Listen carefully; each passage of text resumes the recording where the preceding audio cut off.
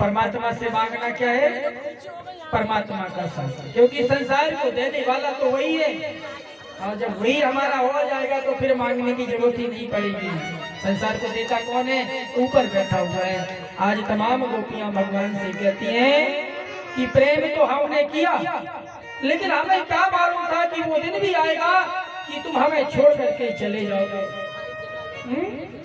सारी गोपियां भाव विहल हो जाती हैं, भगवान से कहती हैं कि कभी हमने सपने में भी नहीं सोचा था कि तुम हमें छोड़ करके चले जाओगे। सारी ग्वालनियां ग्वालनियों को भगवान समझाते हैं, गोपियों तुम्हारा प्रेम अगाध है, जब तक ये धारा रहेगी, जब तक ये पृथ्वी रहेगी, तब तक तुम्हारा प्रेम अमर रहेगा।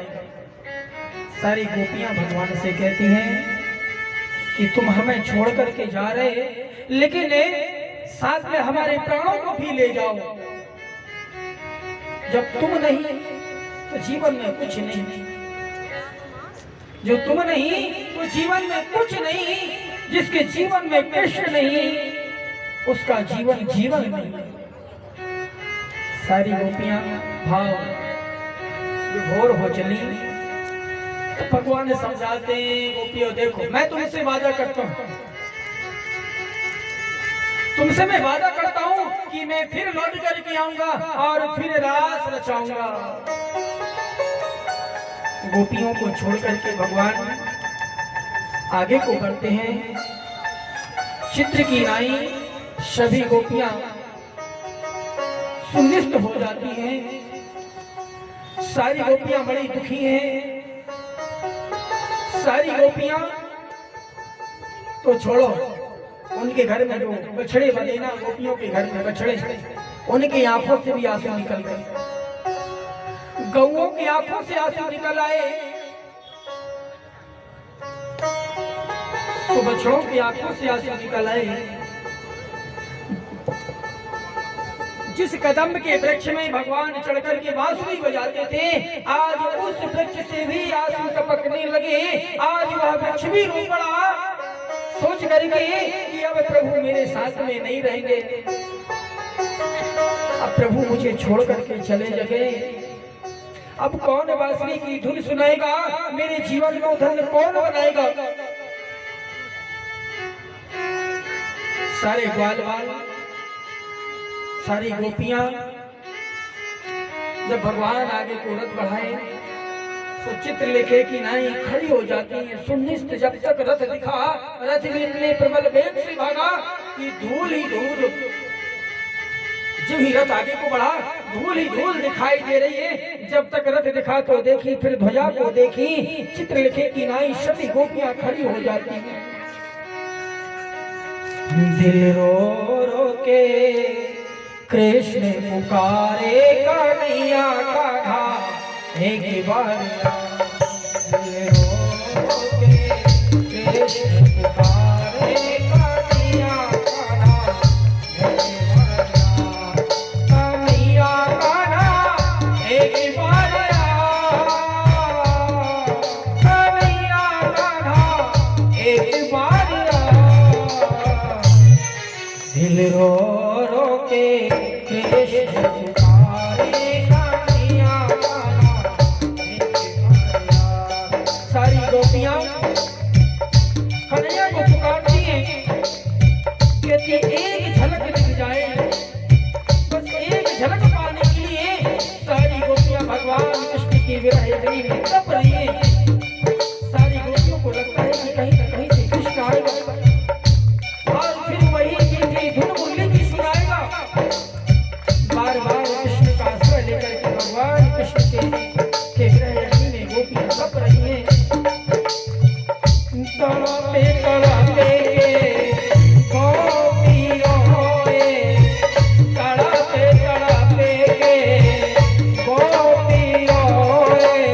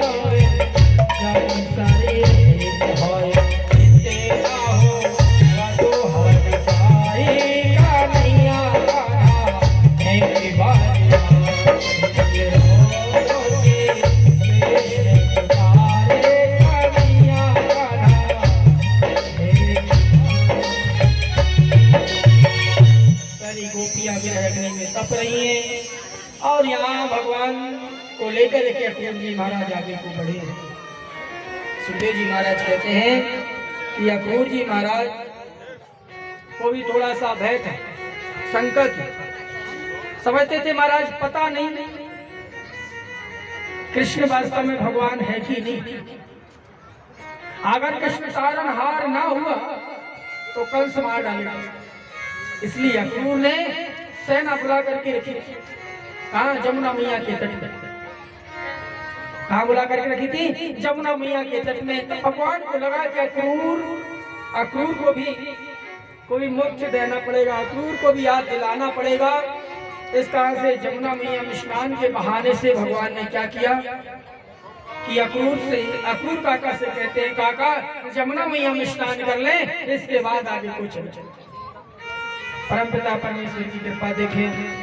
स्नान के बहाने से अक्रूर जब अंदर को जाते हैं, एक छवि भगवान की बाहर दिखाई दे रही है, तो दूसरी छवि जल के अंदर दिखाई दे रही है।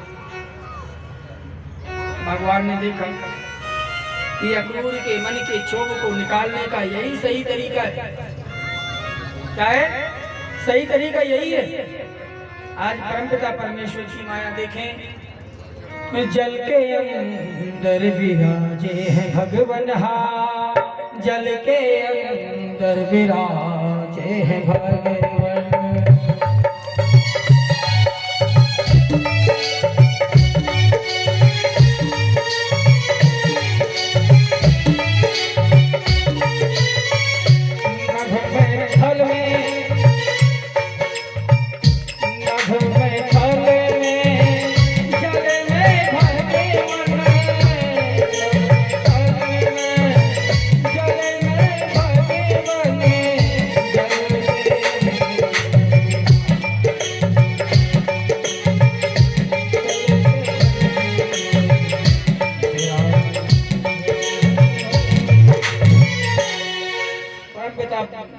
परमेश्वरी के सीमाएं अक्रूर को ज्ञान हुआ। और आगे ऐसी कथा आती है, जब अक्रूर ने जल के अंदर भी भगवान को देखा, जल के बाहर भी देखा, समझ गए कि यही तारनहार है, इसके लिए चिंता करने की बात नहीं। सैनिक आ जाते दौड़ करके, अक्रूर ने कहा अब कोई भय करने की बात नहीं है, जो संसार का रक्षक, संसार को बचाने वाला है, उसको हमें बचाने की जरूरत नहीं है। जो संसार की रक्षा कर रहा है वो अपनी रक्षा स्वतः कर लेगा। आचार्य श्री सुखदेव जी महाराज राजा परीक्षित से कहते हैं कि ऐसी कथा आती आगे कि अक्रूर कृष्ण बलराम को लेकर के और मथुरा नगरी में प्रवेश करते हैं। बोलिए मथुरा धाम की। तो जहाँ अतिथि कक्ष बना था वहां पर भगवान को छोड़ा अक्रूर में। गौविया कहने लगे सबसे पहले तो हम बाजार देखने जाए हैं, लेकिन बाजार में इंतजार टकटकी लगा करके ठहरी हुई थी गोपियां, क्योंकि अभी गोपियों का हाल सुना जो आपने, कहाँ की गोपियों का हाल सुना, गोकुल की गोपियों का हाल सुना। अब मथुरा की गोपियों ने भगवान को छेड़ना चालू किया। उन्हें मालूम था कि कृष्ण आ रहे हैं। तो ज्यों ही कृष्ण आगमन सुनी गोपियों ने सब भाव विहल हो जाती हैं, सभी अपनी अपनी अटारियों में खड़ी हो जाती हैं पुष्प लेकर के कि कृष्ण यहीं से निकलेगा, उसके ऊपर हम पुष्प बरसाएंगे। जब कृष्ण बलराम वहां से निकले, श्याम देखी जसूरत तेरी, कन्हैया देखी जसूरत तेरी, हमारे घर हमारे घर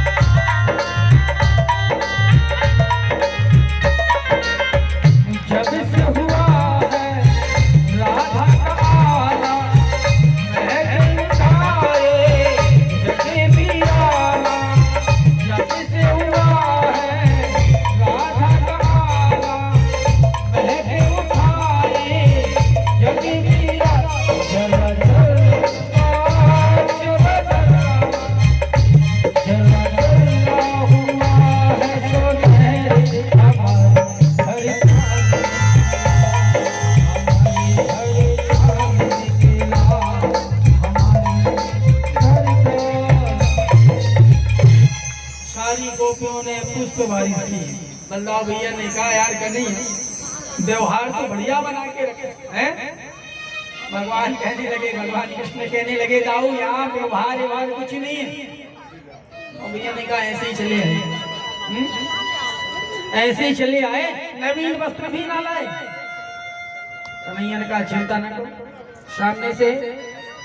सामने से कौन आ रहे थे? धोबी राजा आ रहे थे और ढेर वस्त्र लेकर। कन्हैया ने कहा दाऊ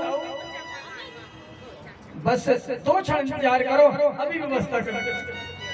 तो भगवान अपने बलदाव भैया के साथ में कहाँ पहुंच गए? उसी धोबी दादा के सामने पहुंच गए जिन्होंने महाराज कंस के वस्त्रों को रखे हुए थे।